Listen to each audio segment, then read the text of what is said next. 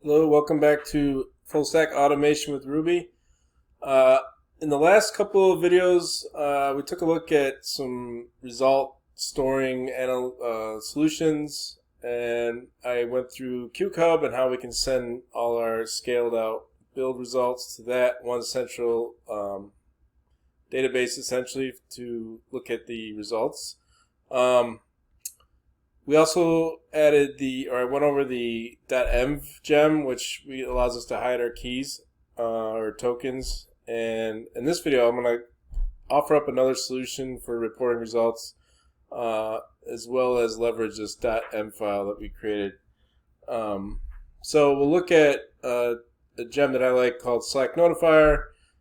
This allows us to push build results straight into a Slack channel, which is nice. Over time you can see there how long builds run, when failures show up, things like that. You can only post when there's errors, whatever you'd like to do.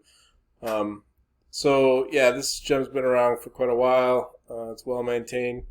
So to get that added, we just add the gem Slack Notifier to our gem file and run bundle install. And then we're going to wire it up in our rate task, so we need to require Slack Notifier there. We also need to require .env because we're going to leverage it here.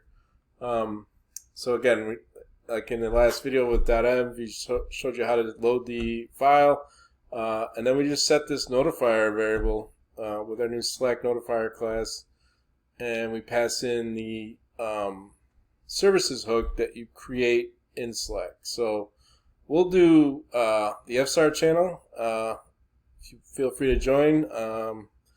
And we're going to look at the FSAR build results. So in Slack, you need to set up administration, manage apps, I believe, and you need to create your own custom app now. It was a lot easier before. They've made some changes. So once that's up, you can configure it and get your token API endpoint that we can point Slack Notifier to, basically. I won't get into the details of that. There's a lot of documentation in Slack to get that set up. But essentially, you'll just end up with this nice URL that we can use the Slack Notifier gem to ping against and insert our results that way. So again, we create the variable notifier here.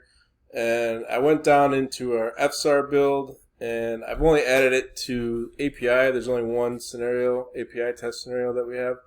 And I'm using input output, and we're just, instead of the system call that we use for web and mobile, and we were using for API, we can just use IO and run that, and then we can capture the output of that. So again, notifier variable, and then it's just simply ping method.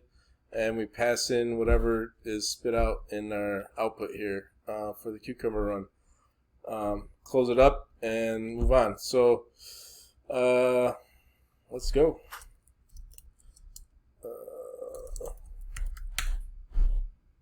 So we'll run the suite of tests, web scenarios in their own port, Docker container, mobile, and API is the one we're going to see come out in Slack.